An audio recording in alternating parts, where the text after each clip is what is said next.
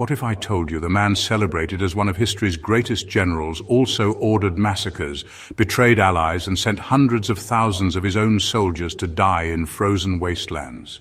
Napoleon Bonaparte, military genius, emperor, visionary, and one of the most cold-blooded leaders the world has ever seen.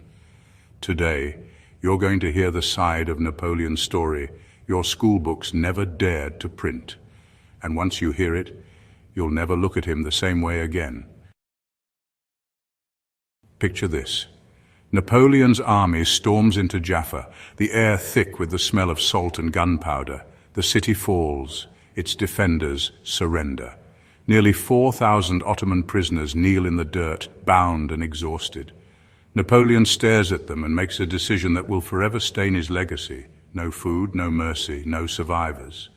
The French march them to the dunes, load muskets, and the sky erupts with fire and lead. Witnesses recall the sand turning red, the sea carrying bodies back to shore. In Italy, Napoleon promised freedom to the revolutionaries who fought by his side. They believed him, risked everything for him. But when the political chessboard shifted, Napoleon traded their futures like bargaining chips, handing entire territories over to old enemies in backroom deals. The same men who toasted him as a liberator now cursed him as a traitor.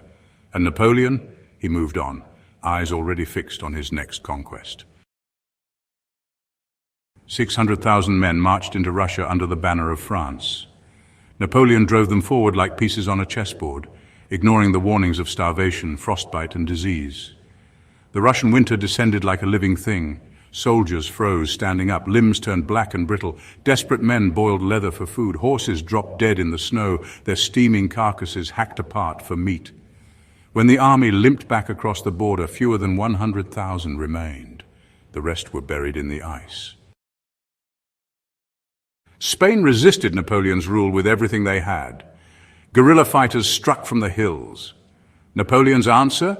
Burn the villages, execute the civilians, make examples. French troops looted churches, assaulted women, and even slaughtered entire families suspected of aiding rebels. And this was not his only war overseas. Another rebellion would expose an even uglier side of his empire. Haiti's enslaved population rose up, demanding the freedom France once promised. Napoleon sent one of the largest expeditionary forces in history to crush them, but disease and Haitian resistance decimated the French. Napoleon's grand vision of a Caribbean empire died in the tropics, leaving a scar on his legacy that Europe still tries to forget. After his exile to Elba, Napoleon clawed his way back to power.